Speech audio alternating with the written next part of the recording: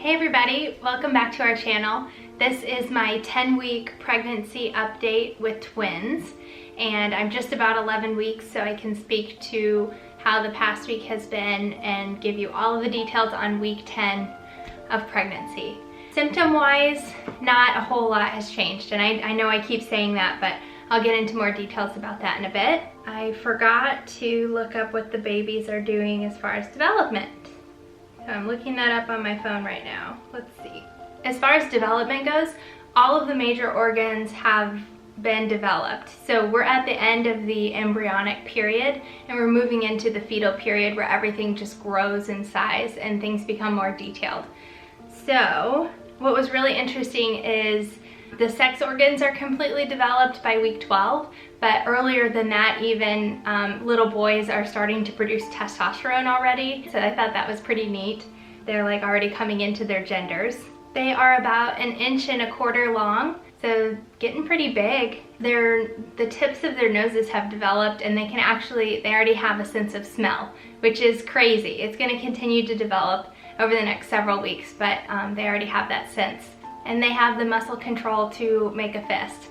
All of these things that I'm describing are things that make them seem more human, which I mean they've already been humans since they were conceived, but they have like human-like features, and it's just really neat to picture both of them in there doing these things that I'm describing and picturing their little noses, and it's just really, really cool to think about. Okay, so as far as 10 weeks goes and how my body is feeling, I'm definitely feeling like there are changes in my midsection, and it's not just like a small bump in the front. I feel like I'm thickening all around my midsection. So like, I don't know, I even feel like I have bigger love handles, and I feel like my thighs are getting thicker, and I'm so excited that I finally have started to gain weight. I actually gained 5 pounds like this past week. So I'm catching up on the weight gain, and I'll tell you why that's so important in just a little bit.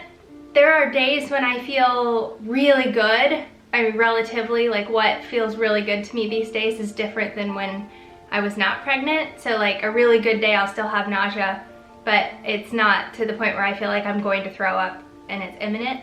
So I'll have days where I just feel really good, I have a lot of energy, and then I'll have days where I'm throwing up and I feel like I have the flu all day, where I just like can't get off the couch. I have a headache, like my neck hurts, I'm achy all over, and I just can't move, and I'm just dreadfully tired. And I can't correlate it with anything. I can't like do anything to make a difference in how I feel for the whole day. Like once I'm having a bad day, it's a bad day. So I'm not really sure, I mean, the rhyme or reason behind that. My friend Sarah said that she thinks it's a boy giving me the good days and a girl giving me the bad days. So we'll see if that's true. So I'm still having all of my major food aversions. That's probably gotten worse, and my list of foods that I can eat is becoming more narrow. And unfortunately, it's just all carbs. Like Chef Boyardee SpaghettiOs are fine. Mac and cheese is good. It's just like, it's so narrow. The only protein I'm getting is turkey meat, and it's usually in the form of a Jimmy John's Beach Club sandwich. I have eaten so many of those, but I'm just at the point where I'm eating whatever I can, and my total number of calories for the day is more important than what those calories are made up of at this point, according to my doctor. So I'm just trying to eat whatever I can. It's really funny because like I'll have something that sounds really good to me and it seems like it's gonna be a really good option, and I'll buy a whole bunch of it. For example, when Brad and I were in Charleston, we went to Trader Joe's, and like they had this split pea soup, which is what I used to always eat when I was sick or when I had like my braces tightened and I couldn't like chew anything. I always got split pea soup. So for whatever reason, we were in the store and I saw this organic split pea soup, and I'm like, that sounds delicious, and I bought a ton of it. And then we get home and like I start making it, and by the time I get it made and I'm ready to eat it, I just like couldn't even think about it, and I haven't eaten any since, and we have all of this split pea soup to eat. So I've learned my lesson, like just because something sounds good at one moment does not mean that it's gonna sound good ever again. And it just feels like, I'll never eat those foods again. It's such a bizarre feeling. Like I just feel like I'll never enjoy chicken or lettuce or zucchini ever again. I've also been having aversions to coffee, and I know it's not necessarily the best thing to be drinking when you're pregnant anyway, but I read a ton of literature that says like you can have 1 to 2 cups of coffee or black tea a day, like the amount of caffeine in that is fine.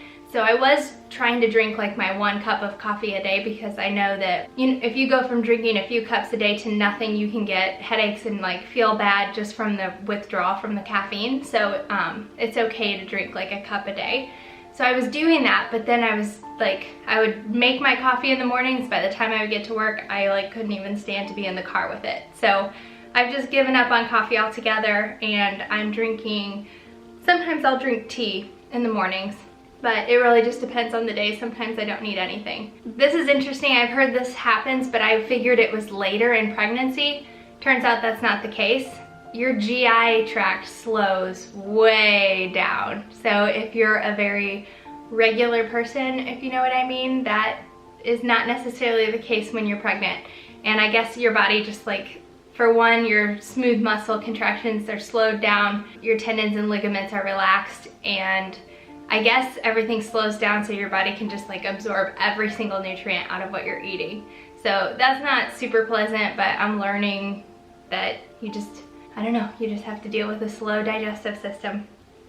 I've also been having like, I guess it's the stretching of my uterus, but it's like lower abdominal cramping, and it'll last like a few hours and then it'll go away and then it'll come back, and it's like intense enough that it'll take my mind off of whatever I'm doing at the moment. Like it's distracting, I guess is what I'm trying to say. It's not like this annoying thing in the back of my mind. It's pretty good cramping, and like I said, I think it's just everything stretching. And I've also had this, I think it might be sciatic nerve pain, but like if I move positions quickly or like step in a certain direction, then I get this like sharp, hot pain up the left side. It goes like from my, kind of like from my hip bone up my back. So I think traditional sciatic nerve pain goes down your butt cheek and down your leg. So maybe it's not sciatic nerve pain, I'm not really sure. But I've had that a few times randomly, and I'm hoping that doesn't get worse. So that's pretty much it as far as symptoms and what I've been experiencing. I'm so blessed with how easy I've had it. I feel like it could be so much worse. Like, I'm by no means throwing up every single day. Like I said, I have good days and bad days, but I just know it could be so much worse, and I'm so thankful that I have it pretty easy, especially because there's twins. I know it can be pretty bad. So I'm just feeling really blessed right now. Also, I'm really blessed by the fact that I am completely done with medications. We mentioned that in a previous vlog, but once I hit that 9-week mark, I don't have to take progesterone shots anymore. I don't have to supplement with progesterone suppositories, and no more estrogen tablets. So I was hoping that once all of that stopped, maybe my nausea would get a little bit better. I've heard that happens sometimes with people. Just having those extra hormones injected and pumped into you can make things worse, but I don't think I've noticed much of a difference since then. So I wanted to show you guys a few things that I have received as gifts from friends and family, and also a few things I've bought for the nursery. The very first gift that I received was this book. It's called On the Night You Were Born, and my sister-in-law Susan sent it to me as a Mother's Day gift, which was literally days after we found out we were pregnant. So I opened it and kind of started reading through it, and immediately was crying and an absolute mess. It's a really sweet book, and she said that she remembers reading it to her boys. My friend Aileen gave me God's Tender Promises for Mothers. So it's kind of like a really pretty coffee table book, but goes through scripture, a lot of scripture that applies to motherhood. So that's really neat. Family Begins with a Wish. And my friend Josephine got this for me. It was fun because, like, out of my 3 main girlfriends around here, one of us had just had a baby, one of us was pregnant, and then Josephine and I were both trying to get pregnant all at the same time. So it was, we were all just kind of at these different stages, and Josephine, she said that she saw this book when they were trying and thought of me, and so that was really sweet of her. My mom got me a journal. It's called Mommy in Waiting, a guided pregnancy journal for the joyfully expecting, and it's very like interactive. It asks Like there's places to put pictures of their first ultrasounds, information about the doctor's visits. You write in like how much you weigh and what you're feeling and what it felt like the first time you heard their heartbeats and what their dad felt like when he heard the heartbeats for the first time. It's just like a really cool, almost, it's like a month by month account of what your pregnancy was like. So I've been filling that out. And then the book that I've been referring to all the time is When You're Expecting Twins, Multiples, or Quads. And I cannot say enough about this book.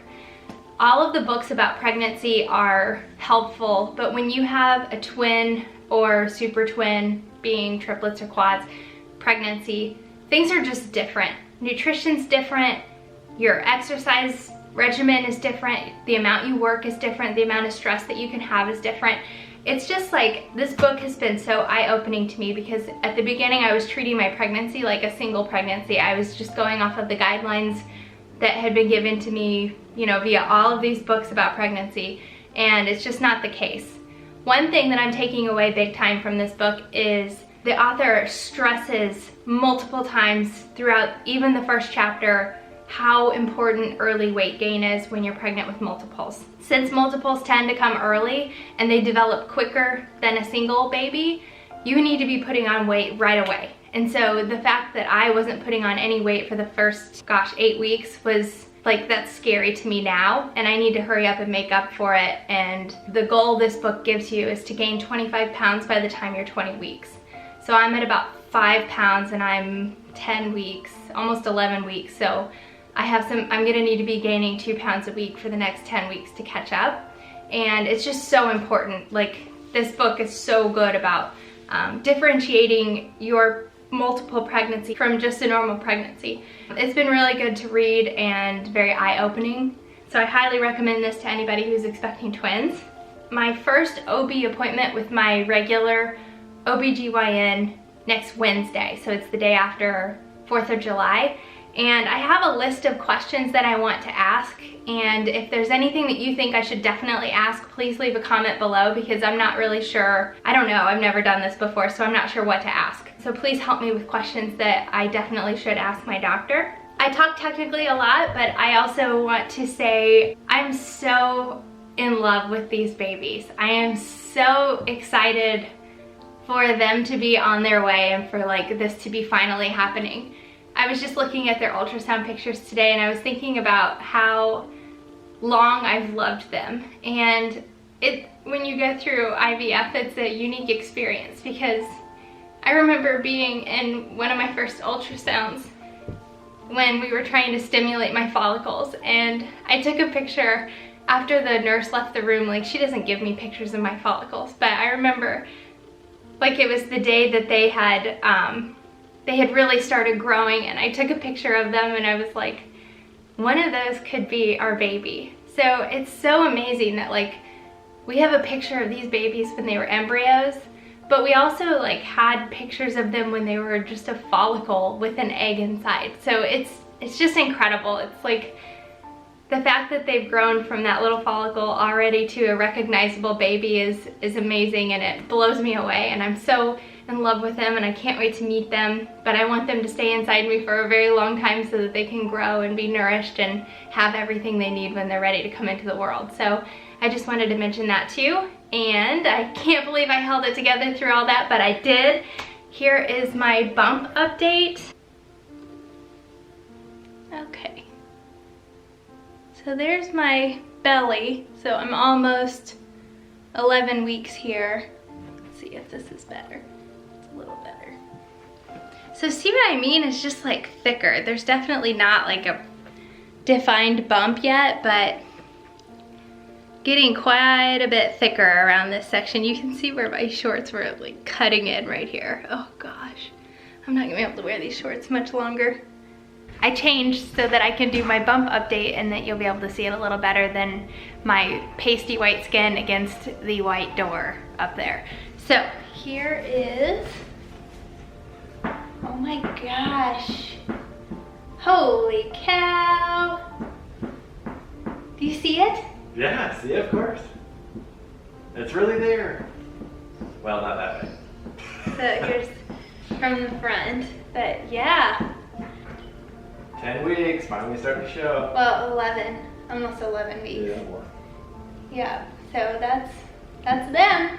And it's really crazy because when we first did the Doppler to hear their heart, I had to push in and angle downward to get their hearts. Now they are like right here, like right below my belly button. I just put the Doppler straight down and I catch them. And I think that I got both of them last time we did the Doppler. We'll have to do that again in the next vlog now that I'm better at it. I got one of them and then the other one was right next to it, and it was like 164 and 158, I think. So they're dropping down a little bit, which is what they're supposed to do. So yeah, that's it for my 10-week update. As always, thank you guys for watching. This one I feel like got pretty long, so thanks for sticking with me and watching all of this, and I would really appreciate if you guys could tell me what questions I need to ask my OB next week.